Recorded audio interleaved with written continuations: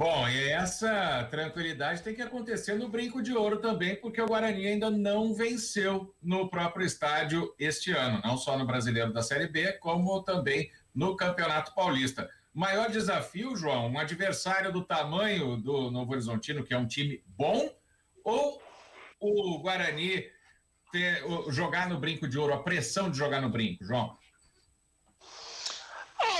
Esse negócio de pressão no brinco aí, né, essa coisa que o Guarani não ganha no brinco, eu vou ser sincero para você, nesse momento aí, é coincidência, viu? É coincidência, sim, de cair em circunstâncias que não são favoráveis.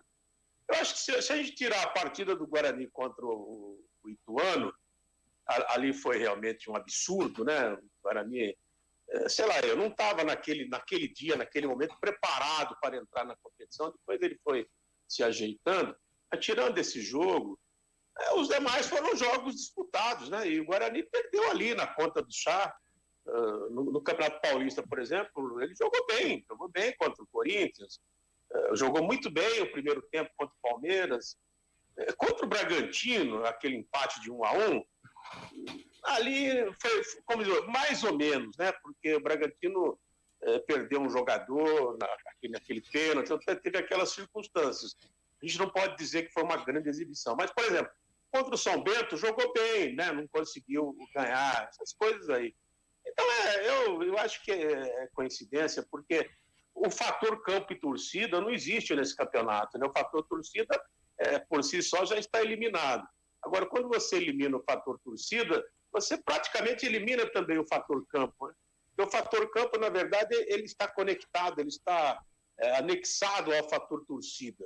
E, às vezes, um campo melhorzinho, ou pior, né? Por exemplo, eu sempre cito o campo de São Caetano é ruim. Então, vamos supor que o São Caetano pudesse tirar proveito daquele campo ruim. Mas não ganha de ninguém, ontem já perdeu de novo do Ituano, vai cair para a Série B, então também não quer dizer nada, né? Acho que se o Guarani jogar bem, como tem jogado, ele ganha o jogo, né? É só jogar bem, fazer os gols. Agora, coincidentemente, né, você também já está observando isso, os resultados que o Guarani não conseguiu foram contra times, né, contra times que estão em outro estágio. Agora, contra time do mesmo nível, o Guarani não teve problema ainda não. Né? Não teve, tirando o Ituano, né, que eu volto a dizer, foi um percalço. Mas ele está indo bem, eu acho que é jogo para ganhar. O Guarani, assim, ele está, vamos dizer, igual ao Novo Horizontino, com alguns pontos positivos, né? Então é um jogo legal, um jogo bom de cravar os 3 pontos. 11h54.